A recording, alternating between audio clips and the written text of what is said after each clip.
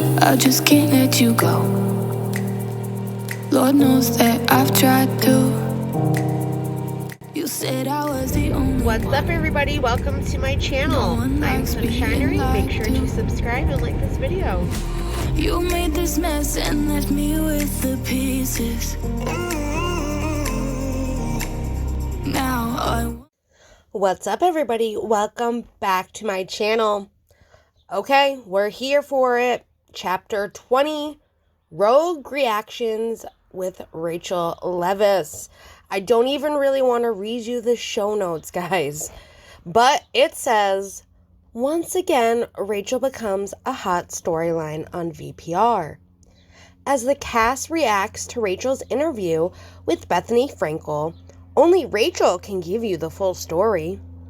While her former castmates and alleged friends, in parentheses, had all kinds of tears and anger, Rachel is addressing the falsehood in this narrative. Rachel responds, and she's coming with receipts. Oh, bitch. First, did she, not expect that this was going to be part of this season? She did the Bethanny Frankel podcast in August, which was the end of the summer when they were still shooting. So what did she expect? For them not to talk about this? Are you kidding me? Girl, please. It's once again, Rachel is the storyline. No. You knew this was gonna happen. These are things that have to get addressed. This was what was going on. It's not, of course, again. What did you expect? But she said she's gonna come with receipts. So let's see if I need to come with receipts, because I did cover the Bethanny Frankel podcast. It's here on my channel. If you have not seen it, I covered all the parts and then some. So let's not waste any time. Let's get right into it. But first, make sure to like this video. If you're not subscribed, get subscribed. And once you're subscribed, make sure your notifications are set to all. All right, let's go. Welcome back to another episode of Rachel Goes Rogue. This is your host, Rachel Savannah Leviss, and today we are responding to episode 12 of Vanderpump Rules. It seems like this whole episode is a response to the Bethanny Frankel interview I did back in August. Whew, and the cast has many opinions on it. The thing that I don't appreciate is the cast picking and choosing what I said, taking it out of context and spinning it to make it seem like I'm this horrible person, which I did a horrible thing. My behavior was that, but it just seems like their response to my podcast was a little extreme. And I'm trying not to get wrapped up in it, because when I was watching this and prepping these side-by-side videos that I posted on my Instagram, it really took me into this vortex tunnel that I don't like to be in. This show is not healthy for me, and it targets my insecurities, and I don't like it. I don't love being in an emotional state of feeling like I need to defend myself. And I felt like this episode was an attack on my character. If I don't defend myself, then people are just going to consume that and assume that that's actually what I said. And it's not. I'm not going to let them rewrite my narrative. What they're saying is not true. And we're here to dispute that today. What I would like to do is, with my producers, read some of the quotes, what the cast claims I said versus what I actually said on the Bethanny Frankel interview. My thing with this is she knew that this was going to be a topic of conversation. She did the podcast, like I said in the beginning, in August, knowing that they were still filming. And these people that she thinks shouldn't have an opinion to what she has to say have opinions, and they're entitled to have these opinions. Just like maybe their stories don't align because they felt one way where she felt another.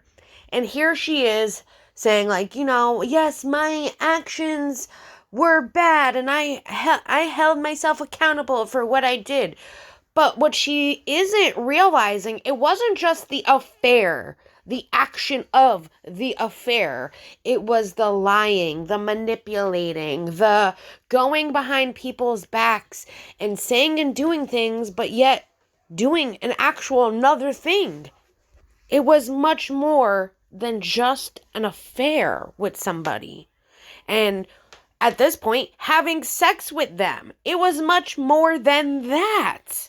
And she's not getting that. And regardless, there's always going to be 3 sides to a story. Theirs, hers, and somewhere in the middle is the truth. They're also on a TV show, so what did she expect? For them to literally highlight the whole podcast and every fucking thing she said? There were 3 parts to this podcast.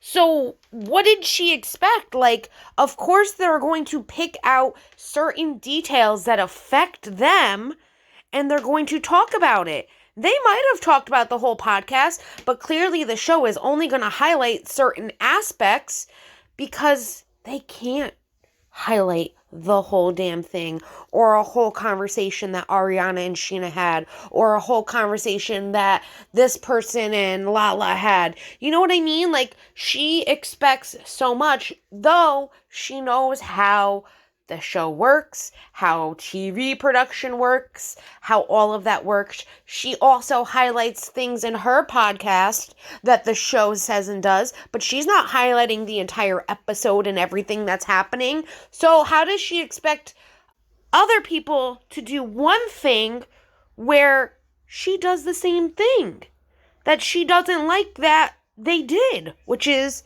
only highlighting certain aspects of what she talked about on the podcast? Sometimes I just feel like she lacks a little bit of common sense when it comes to certain things, and this is one of them. Like, her not getting why they still talk about her on the show, because this is only a couple months after everything that happened. They're picking up the pieces of everything that happened. They're learning all about what you did for those 7 months, and they're trying to cope with everything that they're learning that they had no clue that you lied to them the entire time about. Then you go into a podcast where you say things, but yet what you said previous don't match up. And even what you say now don't match up. And this might take a little longer for me to do because I have a feeling I'm going to need to pull clips from the Bethanny Frankel Podcast, which again is here on my channel. If you've missed them, they're here. But if she's going to show receipts, she better actually show receipts. If not, I will do the showing so that we can all see. I'm all about full context of things. And I'm very fully aware that, like, the show cannot show the full context of the podcast. And they highlighted what was really important to those people about what she said. And if she can't get that, then I don't know. I can't help you, Rachel. Like, I really can't. Not like you take anybody's advice anyways, but hey, I get it. Do your thing, girl. Do your thing. The first one is Sheena talking to Ariana and Lala. She says that they were just acquaintances at best. This is in reference to my friendship with Ariana. What I actually said was Ariana and I were not best friends. We were acquaintances who became friends through the show. Mm-hmm. She's always been somebody who's been very sweet to me. She would stand up for me and encourage me to pursue whatever I was pursuing. And that was all great. But we never had like a deep conversation that I would have with a best friend. Okay, so I was explaining the purpose of saying we were acquaintances that became friends through the show was to demonstrate that the narrative that was being put out there that Ariana and I were best friends is false. And I still stand by that. Yes, Ariana and I, we hung out in group settings, but I stand by what I said. We didn't have those in-depth conversations. And I acknowledge what I did was messed up. I get it. Like, I get any level of friendship. It's still messed up. I understand. But production chose to run with the narrative that Ariana and I were best friends. And that's not the case. Listen, girl, you could play all the freaking word games that you want. Don't be saying that they didn't get it right when they literally did. I'm sorry they didn't say it properly, or maybe they did and production cut it differently. Did you ever think about that, Rachel? Huh? Did ya? Oh, wait, you forget that happens. But literally, you said we were acquaintances and then became friends because of the show. But we weren't best friends. And you can say whatever you want, that the production spun the narrative, that you guys were closer than you were. But you are also sitting there trying to play it off that you weren't as close as you were. And you're throwing that in her face, in my opinion, by sitting there saying that you thought that you two weren't as close as you were. And she's sitting there thinking, well, I thought this girl was my best friend. And here I'm being told something different now. You guys were close. You guys had deep conversations. You talked with Ariana about things that she wouldn't talk about with anybody else. So how can you sit there and still say this to this day? When we even see it on TV. We see the conversations that you've had with Ariana. You know, that one time at the bar when you were talking about if she was having sex with her boyfriend or not. Oh, wait, when you were fucking her boyfriend at that time. That's right. Maybe that's why you were asking. Because you were curious to know if he was fucking you while he was fucking her. And you got the answer. And you still proceeded to do what you did. Interesting. I love that she uses da-da-da-da-da, but means screw everything I just said. This is what I truly mean. And she meant to say that production spun the narrative that they were best friends. When you look at the group as a whole, Rachel and Ariana were close, just like Sheena and Rachel were close. Just like Katie and Ariana were close. So no one spun this narrative. This is what we all saw. This is what we all felt. And like you said, Rachel, regardless if you were just her friend or her best friend or someone that was an acquaintance kind of friend, it was still wrong. So then don't sit there and say anything else. What I did was wrong. My actions were wrong. Even if we weren't as close as maybe she felt, I was still wrong. Don't add a but. And don't make it that it was somebody else's fault. This is where you are screwing up every single time. And this is why we feel like you are not holding yourself accountable. Now, if you disagree with me, that is perfectly fine. But I would love to hear what you guys think about this. And we're only on question 1. So let's go on to 2. You have to add one thing in quick. So I went back to my DVR and I'm watching the parts over. And first off, when Sheena, Lala, and Ariana are talking about it, they are at Kyle Chan's where she's shooting her good as gold. But they even said that Lala didn't listen to it. Sheena has been going since 7 a.m. that she has not had a chance to listen to it. And the only thing so far that they have seen regarding the podcast have been things that they've read, text messages sent, things that people have sent them about what she said. So it's like the game telephone. Oh my God, she said that. You guys were acquaintances that became friends, which maybe then turned into, oh my God, did you hear? She just said that they were acquaintances and never best friends. That's then what was texted and then repeated. So you can't get mad at them for not listening to this podcast the same day it came out when they were busy doing other things. And yes, discussing it then on camera because the cameras were rolling at that point. Just needed to point that out. Because I do feel like since the podcast has come out and they've had a chance to whether listen to it or not, they have a better understanding of it, and they've discussed it since where they have a better understanding of it, where clearly this is happening right then and there, and these are their thoughts and feelings as it all was going down. We have to remember that too, Rachel. The next one is Ariana talking to Sheena and Lala. Okay, Ariana says, Rachel and I spent a ton of time together. Although I wasn't hanging out with Ariana off camera to begin with, I did start hanging out with her in a group setting because Tom would always invite me out. So it did seem like we were close friends from the outside looking in. But in those situations, I was hanging out with Tom more than I was hanging out with her. So did you ever spend time with Ariana off camera and away from the show? No, not just us together. No, never. No. Tom was the one inviting me out and telling me like, it's all good. He would get me in a mental headspace where I felt more comfortable hanging out with her in a group setting. But even then I wasn't that comfortable because I was drinking so much alcohol. And I know this may sound like excuses to some of you guys, but I was not physically comfortable hanging out with her. And I did distance myself quite a bit. And Tom told me that she noticed. I don't care whether it was in a group setting or not. You were still hanging out with them, knowing that they were still together and you were fucking her man. What you are saying, yes, is excuses.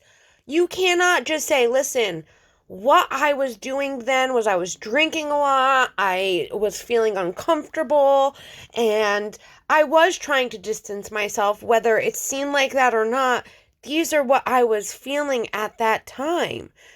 You are making them excuses because you are using them as excuses without taking accountability for your actions. You are using them as an excuse instead of taking ownership. That's the difference.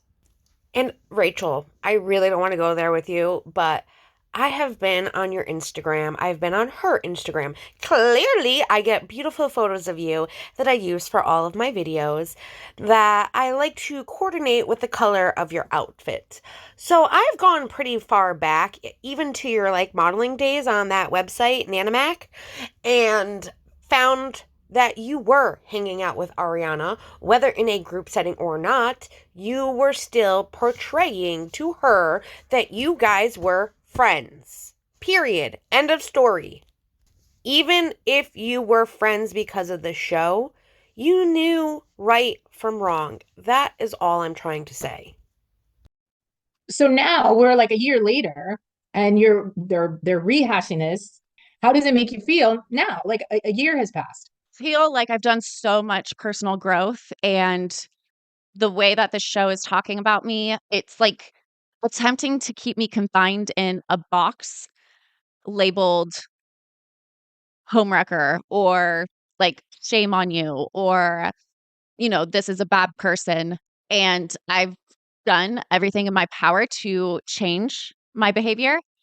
So it's like a weird time capsule re-experiencing all of this with a little bit more context, getting the cast reactions to it. It's bizarre because it's very easy to get sucked back into that headspace that's not healthy. Can you talk a little bit more about that? When you put the episode out, what did you expect the cast reactions to be like? So I wasn't sure if the show was still filming. I thought maybe by August they would have wrapped filming, but I guess it makes sense that the cast would have a reaction. Of course they were still filming. Why are you acting like it's so weird that they were filming in August when a year prior to that, you guys were filming in August? Because that's when the first hookup with Sandoval happened, was after the girls' trip in August. And then Sheena got married, a couple weeks later in August. So for her to think that they would have been done with filming one is ridiculous, and two, the cast had never picked up cameras as fast as they did this season after everything that happened. So yeah, they did start out earlier, but not really. It's still the same time frame as the season prior.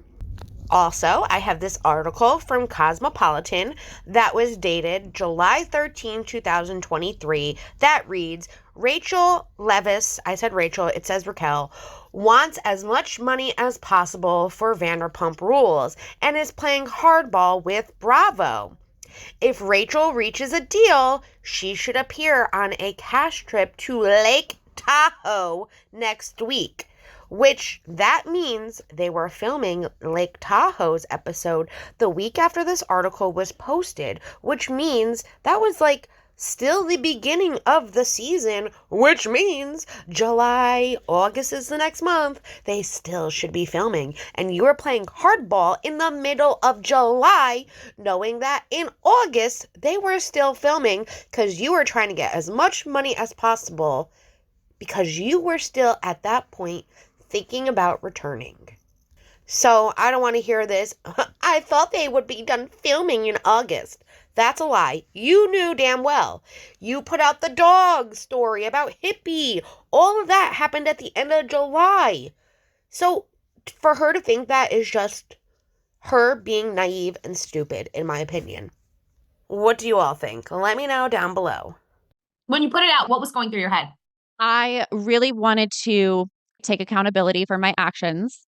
I wanted to demonstrate that I've reflected on how my behavior had impacted the people around me.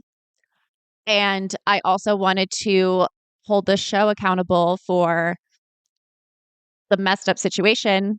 You know, yes, I chose to put myself in hot water, but the way that the network capitalized off of it and didn't want to protect me at all. And yeah, that was super hurtful. So I wanted to call that out. And Bethenny seemed like her values were in alignment with mine. And I wasn't really so much thinking about, oh, how is the cast going to react? Because I already had fractured friendships with all of them. It was kind of like a done deal. But I will say at that time, I was still protecting Tom. And I chose not to throw him under the bus because I still had those feelings for him, where I didn't want to quote unquote betray him, even though he betrayed me first. So I wasn't very hard on him. And we definitely didn't talk about him the way I talk about him now.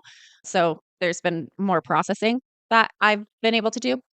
So the real question here is, do we think in the Bethanny Frankel interview, she took accountability for her actions, that she demonstrated that her behavior did affect other people around her, and she was showing accountability for that messed up situation that she had put people in, but she also wanted to hold the network accountable the same time she was trying to be held accountable for what she had done, because they capitalized off of everything and they didn't protect her.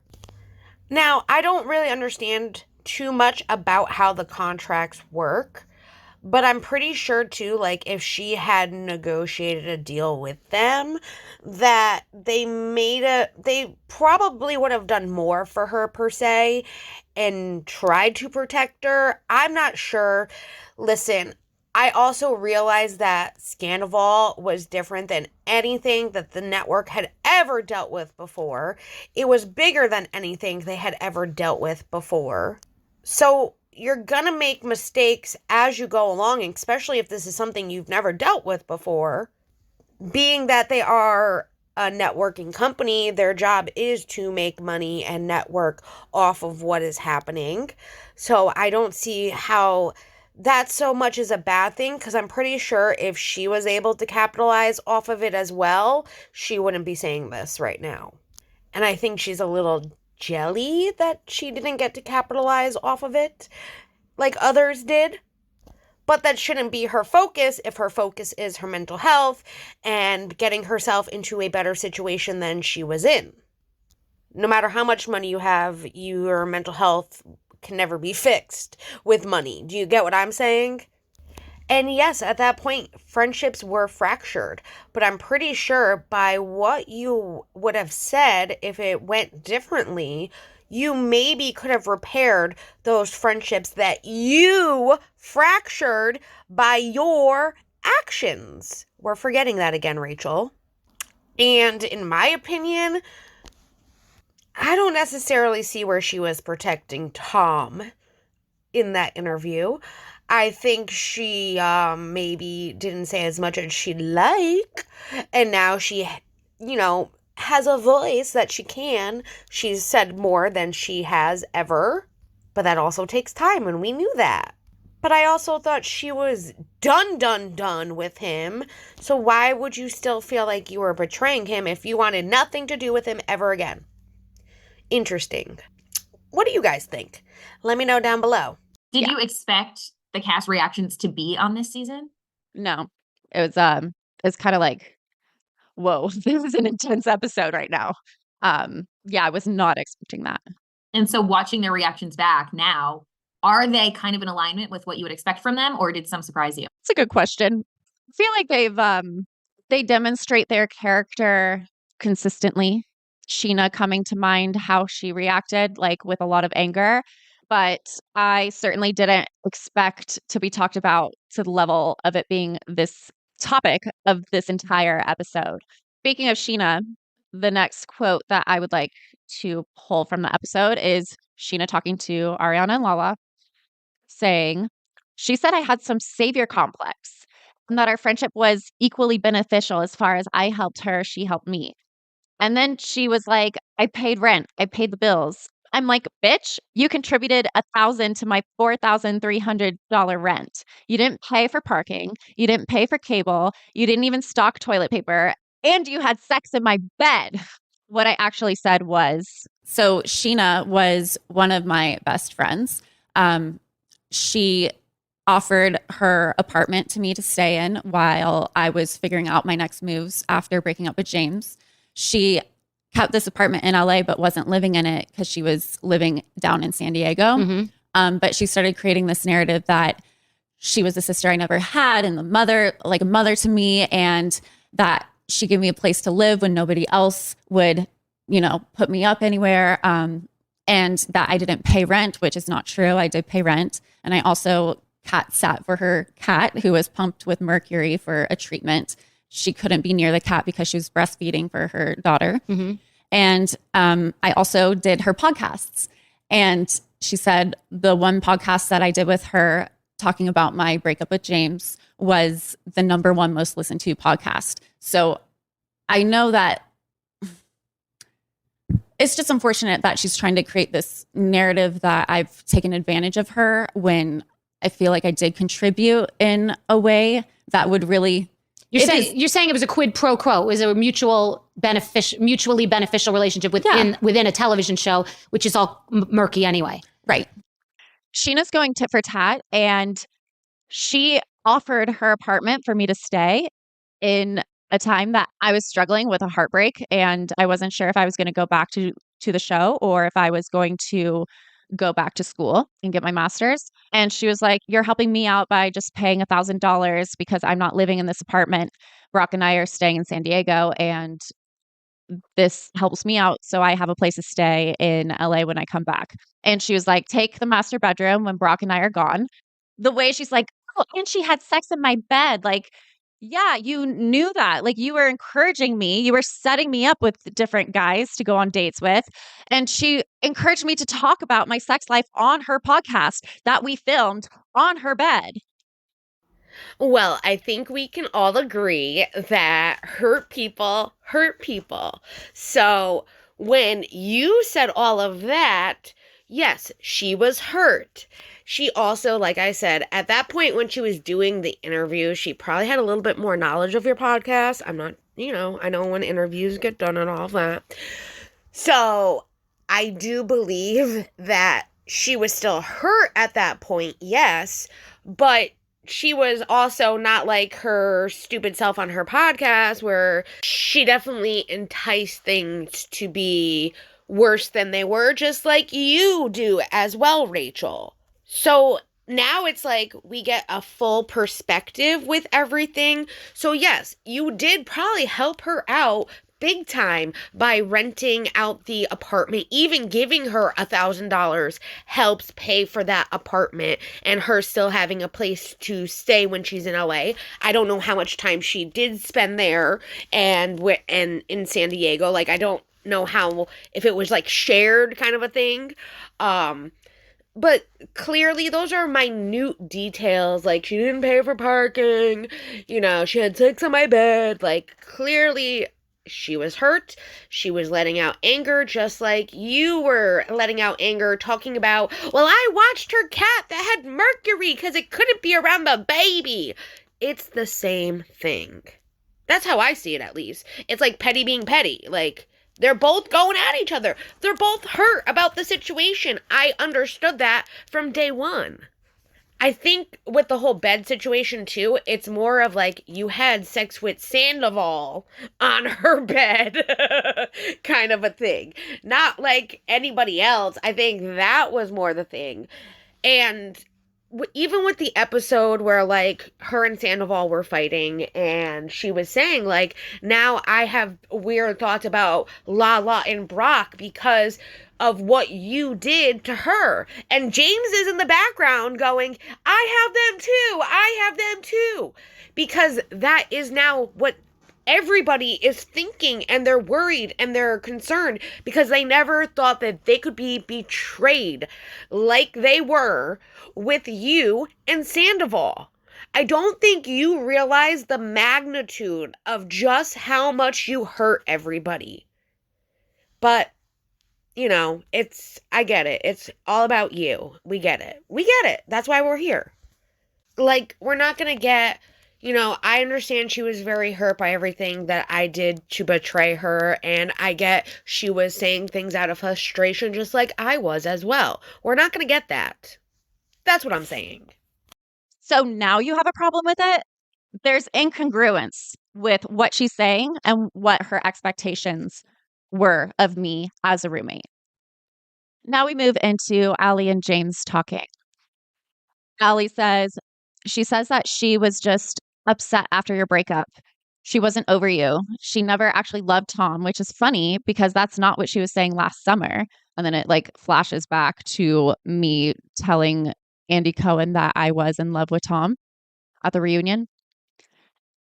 And this is what I actually said. Were you what you believed to be in love with Tom? I believed I was in love with Tom at the time. I now look back on it and see that I was not in love with him. I also don't believe that he truly was in love with me either. Looking back on your relationship with Tom today, do you think that what you had was love? I think there was a part of me that was in love with him, but true love is not somebody calling you selfish for you like taking care of your basic needs. And I don't think Tom really loved me. I don't know. What love anyway? Like, it was definitely intense. It was definitely infatuation. It was manipulative. It was secretive. It was toxic in that way because there was secrets. It was not healthy. And because of all of those things, I don't think that that's actually love. I thought I was in love with Tom at that time. I really did. And it took me a long time to get over him and choose to not contact him again. I thought there was a future for us, you know. It was infatuation, but I thought maybe it could develop into real love, like a selfless type of love. But it wasn't that at all. And I feel like the foundations of how a relationship starts is super important. I don't think it would have worked out. It wouldn't have. So wait, what did Allie say that was so wrong? I mean, like I said again, they cannot air the whole entire conversation that they had regarding your podcast. So that was literally a snippet of what she was telling James it was about. So what did she get that was wrong? Because you do not feel like you actually loved him. And listen, all of your opinions about it are valid. They are valid, girl. I am agreeing with you on something. I agree. It was manipulative. It was secretive. And it wasn't true love. And there was infatuation and whatever it fucking was. I agree. I understand where you're coming from, where you had to figure it out the hard way, kind of a thing, that wasn't something that you wanted in your life. Been there, done that. I get it. Not literally like never had an affair. Want to point that out though. But I get the understanding of needing to let somebody go that you really cared for. And not knowing if you could have had a future with that person. Also, I made a mistake before. So, it was not Sheena talking during the interview. She was talking to Ariana and Lala, yes. And again, she had only read about what was said. And she, again, I do believe was coming from a place of hurt. Hurt people. That's why she was pointing out to them the inconsistencies about what you said. But I still agree with everything else that I said. I just want to point out it wasn't her sitting in an interview. Why did I think that? I don't know. But thank God I went back. And I also wanted to point out, too, that first James and Allie were talking about you and the hippie situation, which you didn't mention yet. I wonder if you will. And then it was Sheena, Ariana, and Lala. Then back to James and Allie. And again, I still don't see what Allie said that was wrong. I get that your feelings can change, but that is what you said. 1 minute you were in love with the man, and then the next, after you came out of this realization that it really wasn't love. It wasn't love with Tom. So you can't hate on people for pointing out what you did say. And yes, your feelings have changed, but you did say that. And even here, you can kind of classify it as a type of love, but it's not like the best love. Clearly, it's not true love. Was it a messed up love? We'll call it a messed up love. How about that? That sounds like a plan. It was a messed up love that never would have worked out. I mean, at least she's not saying she loves him like her dad. Oh, I had to be petty. Guys. Were there any signs to you before you went actually into the facility? Were you, like, what were you grappling with before you went in? The main issue, the main source of our arguments were he needs to break up with Ariana publicly because it's not fair to me, nor is it fair to Ariana. And he would say that I was holding that over his head, and he's actively breaking up with her, and he is taking all the right steps to do that in an amicable way. My God, this guy's delusion. And our biggest argument is when I saw someone else, like I was seeing someone before Tom and I got involved. And this was the person that I was talking about on Sheena's podcast. He hit me up and we hung out, and I told Tom about it, and he called me a sociopath. And I said that that's not fair because I want to be exclusive with you, but since you're not exclusive to me, hence being in a public relationship, that's not fair to me. You know, like I'm in my 20s. I'm supposed to be living my life. I'm supposed to be dating other people. And he really threw me for a loop because then he accused me of being a sociopath.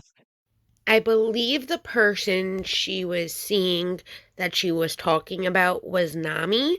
Let me know if I'm correct down below, because that's who I think. That's the only person I know that she also talked about it on Rachel's podcast. And then he came on and he talked about his experience, all of that. But regardless, even just Tom calling you a sociopath for you doing what was best for you at that time, you guys were not exclusive. He was with Ariana. Those were red flags. Bing, bing, bing, bing. Red flags. You should have stopped. You should have done whatever you should have done, but you didn't. And we are where we are now. I do find it interesting, though, that she is dropping new tea to us. I mean, it's not really anything that we couldn't already have guessed. But, hey, this is where we are. And this is also why I say he has narcissistic personality traits, because that's something a narcissist would do, and that's something he even did with Ariana. So, I hate to say it, but, like, you saw that within their relationship. He then did that to you, and you guys weren't even in, technically, a relationship. So, yeah, I mean, listen, girl, we all make mistakes, but it's just interesting to hear, I guess. I don't know. Like, I don't know what else to say. So now looking at it again in live time, you're reliving it through these episodes, and then yet the after show is real time, and he is really claiming, you were the bad guy in this situation and you let him on, and he's so hurt, and he's the only one that's worked on himself. Like, how does that make you feel? Gosh, yeah, he's making it seem like he's a victim of me. Both James and Tom made it sound like they were victims of me in this episode. And once again, Tom calling me selfish, which takes me back to the times that he would call me selfish for extending my stay to keep working on myself in the mental health facility. I think it's just ironic because Tom, I don't know what work he's done, but it does not show.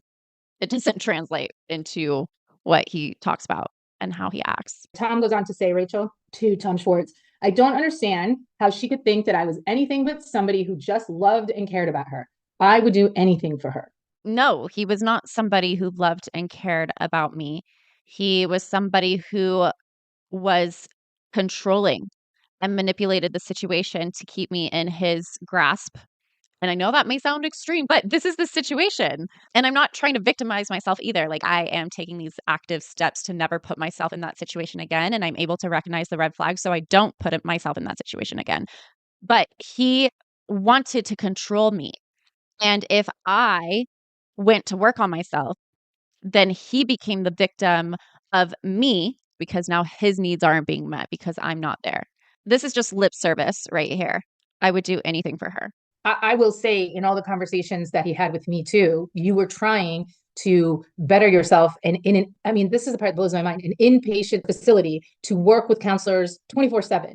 And he was saying that you were selfish. He was saying that you weren't seeing to his needs. Mm-hmm. And he was telling me all the time that you had to get out of there. You were being brainwashed. Mm-hmm. You have to reintegrate into society as quickly as possible and get back to the show. To me, all of those things are controlling and manipulative. And why would anybody think that somebody would choose to go to an inpatient facility for 3 months if they didn't think they needed it? Well, he tried to talk me out of going multiple times. And well, he successfully talked me out of going the first time, and I chose to go to the reunion. He was telling my parents that this place was going to brainwash me, that it's a cult, that I can't go there. And the reason why he didn't want me to go is because he knew that I would get good therapy and that it would jeopardize his control over me. I mean, I agree with her. Girl, we are agreeing on things this episode. I think this is a breakthrough. What do you guys think? I think we're making a breakthrough. This is not what I thought from the start of it, though, but I agree. This is why Sandoval is the way he is. He's a perpetual victim. He needs to be the victim in every situation. Even though he was the one having the affair, he is the victim of Ariana. Like, no, honey, no. You are getting everything that you deserve. And I do agree with her. Like, by her going to the facility, he knew he was not going to have any control over anything she thought or any of that. And that's one of a narcissist's biggest fears, is losing control over what they have control of. That's why I say he has narcissistic personality traits. I'm not calling him a narcissist. I always have to reiterate that, because even if someone doesn't hear all the other episodes and they hear this one, they'll say, oh, she's, diagnosing him. I'm not. He has traits. He could be. I'm not a therapist, though. Tom is still in the same boat. How many months, year later? Like, come on now. And even all this season. He's been the victim of everything. Even this last episode with the way he treated Sheena, man. Like, he was unbelievable. I could not believe, like, how he was. And that's where he shows that he's not changed a fucking bit. And these little things that we see him do on Vanderpump, like the scream therapy and all of that, yes, that's working on yourself, but it's not the same kind of work that Rachel has done. And I haven't heard him say that he has a therapist that he sees twice a week. I know he has a therapist. I don't know how many times a week he sees them. I know it's not my business. But, like, there are things that you can show that, or even say that you're doing to show that you're making a difference, and he has done none of that, in my opinion. I'll tell you this, if someone told me that I was being selfish for going and getting myself the help that I needed, I would tell them to kick rocks and lose my number.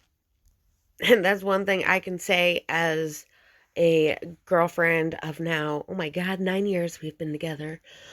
I support everything my boyfriend does, and he supports everything that I have to do.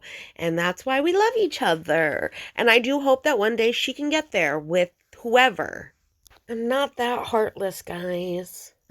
I love you. I had to. But no, I really do. I do wish for the best for Rachel. And I do think she is making improvement in areas. There are just some areas that I can't see that she's improving. And I don't know why she would do some of the things that she does to herself. But that's just me, in my opinion. I do believe she has made big steps. And I can give her credit where credit's due. But then there's something that's like, girl, don't play yourself. Like, just be real. But anyways, enough yibber yabber. So knowing all of this and seeing his reaction to what you said about him and seeing how much it broke him down on the episode, was that surprising to you? No, he's upset about, I believe that we see Tom breaking down on this episode because he's upset that he officially has lost control of me. Like, I've gone rogue. And that's why he's upset. And I think he's scared. When Tom is talking to James later in the episode, he says, throughout this whole process, I really tried to look out for Raquel. I'm realizing now that I cared for her way more than she cared for me. Oh, What are God. What are your thoughts on that? Yeah, he tried to look out for me. No, he didn't. He didn't care. He didn't care how all of this was going to affect me. He probably knew that eventually this was going to all come to light, and he did not do anything to protect me. Do you think he actually believed that he was looking out for you? I don't know. But when he says that I cared for her way more than she cared for me, I substitute the word care for control. Like, caring is not controlling behavior. And maybe in his brain, he felt like he was looking out for me, but he wasn't. No, I really don't believe that he was. And I don't believe that he thought he was. Like, he was deciding to, I don't know, like, get involved like this, knowing that, and I was too, like, this is where my piece of accountability comes in too. And maybe I can give him a little bit of grace because he was going through a tough time in life with a bar opening and all of his money going into it, and he wasn't happy in his relationship, and he needed to seek, I mean, he was drinking a lot too, and he was trying to find some sort of escape. And in a way, we found each other to escape together.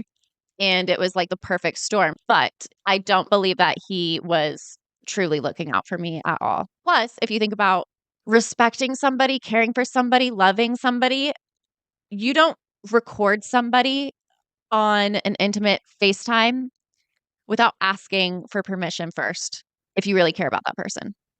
Oh, believe me, girl, in his mind, he thinks that he was the only one that gave a fuck about the relationship, and you didn't give 1 ounce of care in the world to it.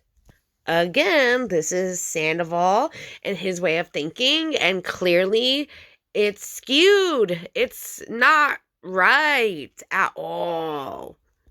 But wait, how did you take accountability? You pretty much said that you used each other to escape all of the crap that you didn't want to deal with. I mean, maybe that's your way of taking accountability, but I would have been like, I am so sorry that, like, at that time, I was at my lowest and I did use him to escape everything that I was going through, and that was wrong. I mean, that's just me, though. And for the people that do respect Rachel, I don't think she's doing a very bad job at this at all. I'm just pointing out little differences that I would do where I feel like she could do. I also love how she threw in her little, well, I'm going rogue pun in there. Good job, Rachel. You got it, girl. He goes on to say, I'm listening to the shit that's coming out of her mouth, and I'm like, it's bullshit. It's so goddamn disrespectful. She used me, and now she's throwing me away. It's wild.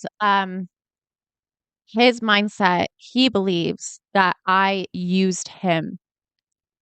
What purpose does it serve me to use Tom Sandoval in this way?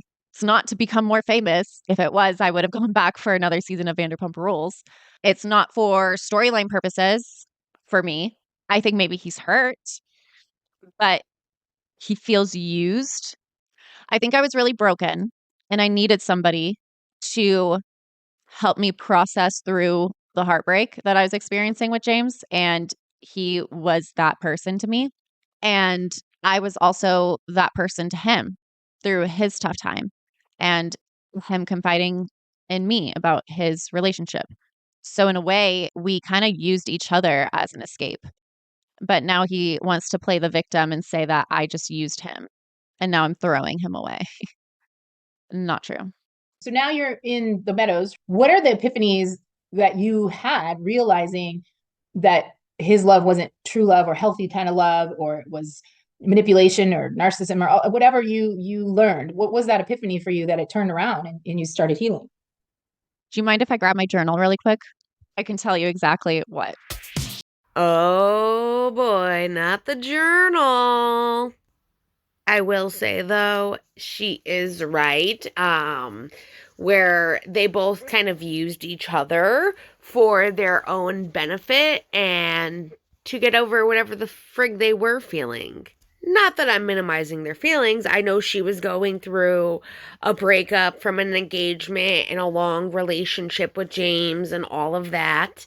And he wasn't happy in his relationship, though he wasn't expressing that to his partner, though they were working on it. And she felt like they were getting better, but he was just heart set on what he felt. And in his mind, yes, you used him because he technically, yes, used you because he felt good about himself the way you made him feel. And you probably made him feel like he was a superstar, which then, boosts his ego. So, of course, he's going to turn around and be like, she used me. Literally, like, I get your point, though. Like, what was the purpose? Like, how did you use him? It's not like you're back on the show. It's not like this, that. You got your points, girl. You're doing good. I will give you that. And like I said, I can't agree. You both used each other. Ooh, okay, let's see. Oh, man. This part. Okay, so we watched movies at the Meadows, and one of them was Harry Potter, of course. Wrote, I feel like Jenny Weasley in Harry Potter and the Chamber of Secrets. When Tom Riddle has her under his spell, he has her do all of these things out of her character, out of her integrity to appease Tom. Am I playing the victim role by saying this? Essentially, Tom has manipulated me and had me under his love spell. That was so intoxicating and fun and quote unquote intimate. He turns me against my family. He said that my mom is gaslighting me and manipulating me, and that she doesn't have my best interest at heart. My mom has ulterior motives, he says. He tries to talk me out of treatment. They're going to brainwash you. There isn't such a thing called love addiction. This place is a last-ditch effort. Extending is a bad idea. You are becoming dependent on this place. He calls me selfish for staying. I shared with him that I was having really dark thoughts, and I told him I was extending 2 more weeks. And he said that that was a bad idea. And I said, I'm scared if I come out of what might happen if I'm having these dark thoughts. He said, "That's still a bad idea. I've been having to rough it out here alone." What does it feel like reading this stuff back now? Let me think about this. I feel like I'm very thankful that I've had this experience to go in and get mental health care and intense trauma therapy, because without it, I would have remained under Tom's spell. And it took me like this is towards the end of my journal. So it took me all of this time to get to this point where I was like, oh my God, he is always playing the victim role. He is switching the script on me to manipulate me and to control me. And he calls me selfish. And reading this back, it's like, wow, yeah, I really saw him for what he actually is. And it's cool too, because I've now been able to talk about it on this podcast. And back when I did Bethanny Frankel's podcast, I wasn't in the space to talk about it so freely. So I think that just goes to show like how far I've even come from that point. Because it's one thing to admit it to yourself, and it's another to admit it to the whole world. But yeah, this was like the game-changing journal entry. It's like pages long of undeniable conversations. Well, if we're going to be comparing it to Harry Potter, I am going to say it was more like Ron under his love spell. Forgot what her name was, but he ate the chocolate and then he was infatuated with her. Maybe that's more similar than actually what you compared it to with Ginny Weasley. And again, I don't think you are wrong.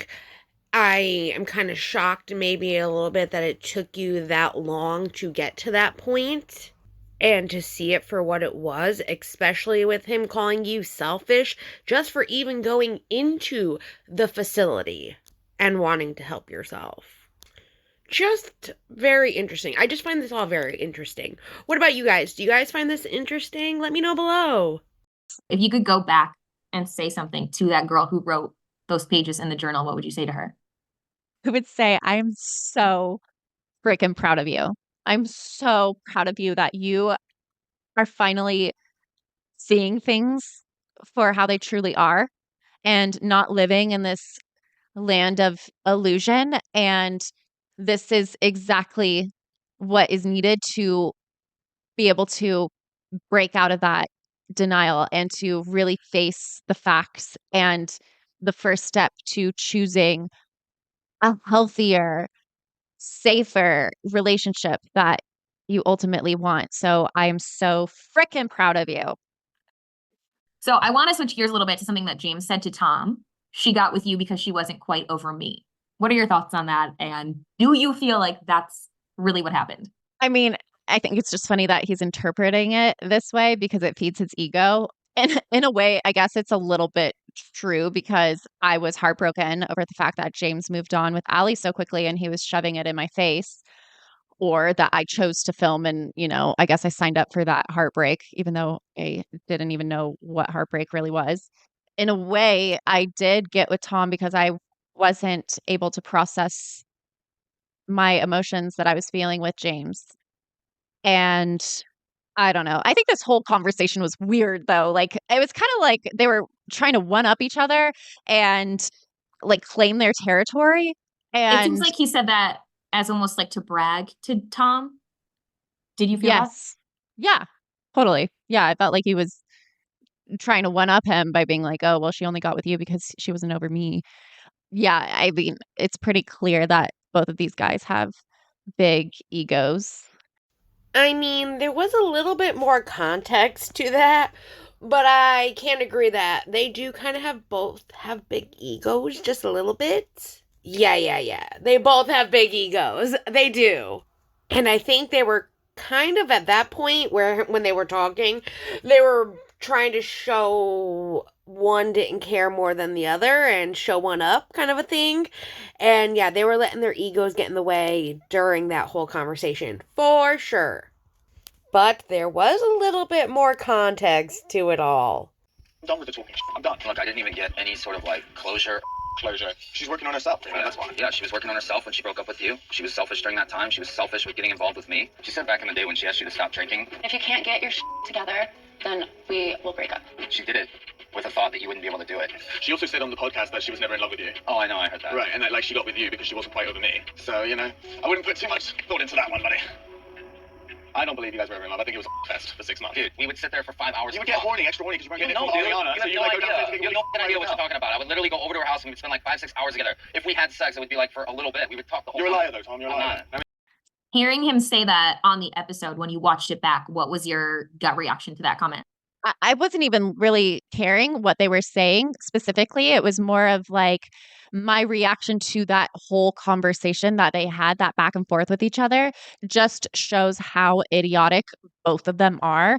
It was very weird to watch and laughable, really. I felt really uncomfortable watching this entire episode, especially that scene. So Lisa says, what can Raquel possibly say that is going to make anybody look at her in a better light? How does that make you feel? Oh, Lisa Vanderpump, you love to ride for your Tom Sandoval, but anything that I say will never change people's points of view.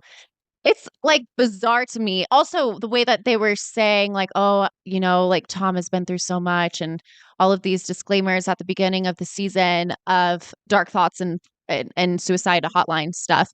It just seems like production cares about Tom's mental health. But when it's like actually my mental health on the line, they don't take it seriously. They don't care. They don't want to believe that I'm actually going through something, but then they want to baby Tom. It's just infuriating. It almost feels like hopeless. I feel like I'm really fighting a battle that is impossible to win because they're spinning all of this stuff to put me in the worst light. And all I want to do is move on. Then when they do this and it's inaccurate, I have this urge to defend myself because I do want to keep moving and living and trying to enjoy life without all of this toxicity. And it's like I'm really fighting. But no matter what I do, it just seems to be always wrong. Like I can't win. So what do? I guess I just have to like let go and surrender, or it's like what am I supposed to do? Just let them talk about me and not defend myself? My thing with all of this is you're allowing yourself to get stuck there still. By you choosing to not watch something that is toxic to you, then you don't have to worry about defending yourself. And people will see you for the change that you've become now by not allowing that to get to you. I'm not saying that you don't have a right to defend yourself, because you do.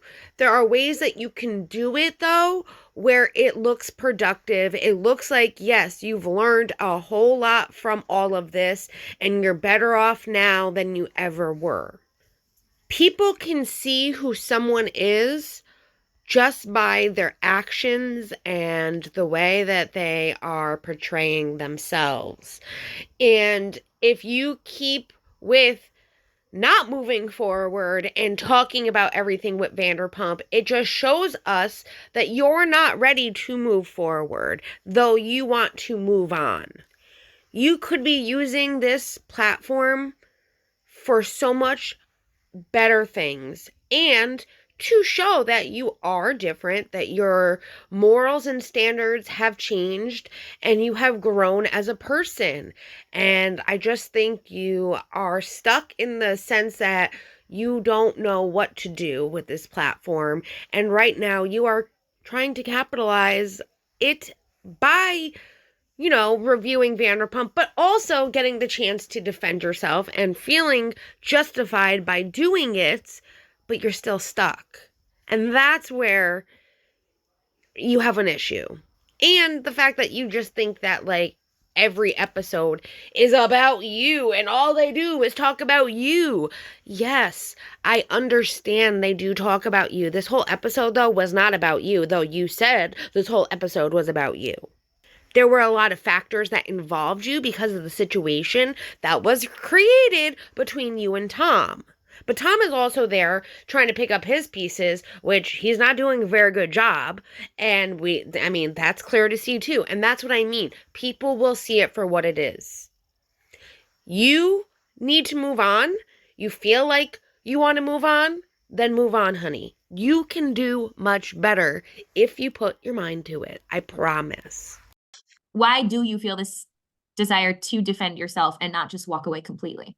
Because I've worked so hard on myself. I've dedicated this whole past year to bettering myself and to take accountability and change my behavior. And I don't like being misrepresented. And I think this is also the struggle too of battling with that need for validation and knowing what that limit is. Because at a certain point, it's like, does it even matter? Does it matter what other people think of me? Like, it should only really matter what the people I interact with in person on a weekly basis or daily basis, like actual real conversations and connections and friendships. Feeling how I felt watching episode 12 of Vanderpump Rules this week just confirmed everything that I suspected, because just consuming it made me go mentally unwell. And if I'm able to feel that way just by viewing it, imagine how I would have felt experiencing it firsthand and being in these conversations with these people that actually don't have any regard for my mental well-being at all. Looking back on the Bethanny interview, what are your thoughts on it now? Do you regret your decision? Would you have done anything differently? Or do you stand by going on the show and saying what you said? I feel like it was the right decision for me to be able to share my story freely, openly, which gave me some control back in this world that was completely out of my control. You know, all of these stories, all of these lies, it was just very daunting and it seemed like there was no light. And Bethanny gave me a little bit of light at the end of the tunnel. And I'm happy that I was able to go on because I shared how I felt and my thought process at that time. And like, I worked my freaking butt off at the Meadows to get down to the bottom of it because I wanted to know for myself so that I could choose better for myself next time. And I feel like I was able to articulate exactly what that was for me. And I am very proud of that courage that it took to go on that podcast. I think that it was the right decision for me. And this just proves my point exactly. If watching Vanderpump Rules can make your mental health go backwards, you are literally taking one step forward, two steps back. And this is why I say you don't have to watch it. And I get wanting to defend yourself. I get that you've worked so hard. But like I said, even before, there are things that you can do that will prove to people just how hard you have worked on yourself and just how far you've come. And you don't need to recap Vanderpump Rules and defend yourself to prove that to anybody. And like you said, really, ultimately, doesn't matter what anyone thinks that doesn't know who you are or people that you don't interact with on a daily basis. It doesn't. But you also want to be validated by all of your fans, haters, all of that. And that's why I feel like you do what you do. And it is a tricky situation. I can understand completely. This was definitely a very interesting chapter. I will keep saying that I believe both sides are correct in their story because people always feel differently and they perceive things differently as they go through the things that they're going through. I don't necessarily think she's wrong with the way that she's feeling, But I also don't think everybody else is wrong, besides Sandoval, by the way that they're feeling. And that's just because Sandoval is clueless. Like, literally, he is so clueless, it's not even funny. And I don't even want to get into him because I just think that he needs a lot of help. And if he lets his ego keep getting in the way and these narcissistic traits that he has, he will never understand what he does and how he affects people. And honestly, I don't think he cares. And you can't help somebody that doesn't want the help. But yeah, that's it for chapter 20. Thank you all for bearing with me. I'm finally feeling much better. And I will say too, I'm adding this in now, I had a lot of issues with YouTube trying to process this. So let's hope that this time works and it's a charm. I also quickly want to give you a little update on Joe. So this comes from Steph with the Deets. Let's take a look at Joe's live stream that she did recently. Joe went live recently, and the ping-ponging we're doing is insane. She goes from talking about Katie apologizing and Katie being sweet. I think Katie actually literally has kind of gotten to a place where she's like, oh, Joe isn't the bad person. At the reunion, it was like, she apologized. It was like the sweetest thing. Katie and I have never been friends or anything, but I have nothing against Katie. She was duped just the same way as, I was. To then saying this. Katie might be jealous, but like, obviously I'm jealous of her eyebrows, so like, it's like a thing. Did I suck off Schwartz? Okay, well, they were in a relationship. Yeah, of course I did. He was really good at having I don't know why Katie didn't like his dick. To say that you and Katie went through the same thing, Katie was with Schwartz for 12 years. You were not even Schwartz's girlfriend. And she goes from saying that she's met Sophia, Schwartz's girlfriend. I have met Sophia. She was so sweet. We did like a handshake, and it was like, hi, nice to meet you. She seems great. To this. Do you know his GF? I don't know Schwartz's GF. I don't know him. I don't know her. I don't. I think that she was a fan of the show. That's what I was told. He seems happy, so like, let's go. And then telling us to just let go of like the Schwartz of it all. Let him go. Let him date. Let him be. We're broken up. To saying how that is her other half. You think Schwartz is my other half? Yes, I do. But I think it's going to take some time. Him and I are just kind of like time. In due time. No, I don't think I'm ever going to get back together. Maybe in the future, but I'm not really sure. Perfect for Tom. Yeah, probably. Yeah, I love these earrings too. They're actually from Tom Schwartz. I'm sorry, ma'am. The fact that you obviously are still obsessed, in love, it's getting kind of creepy. He does not care about you. And because this is an add-on little side piece, I have already started working on the next one, so I cannot wait to see what you guys think about that too. I hope you all have a lovely day, and we will be back here again soon. Bye, everyone. But before you go, don't forget to like this video, subscribe to my channel, and go back to make sure your notifications are set to all. Bye, everyone. Burn all the bridges between us.